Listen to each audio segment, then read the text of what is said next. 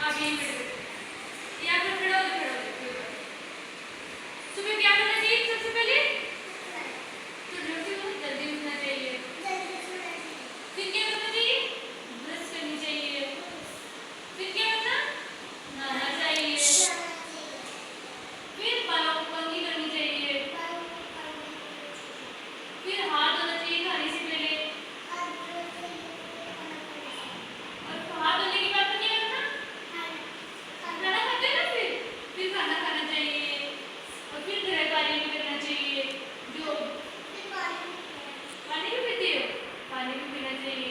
फिर घर कार्य करना चाहिए।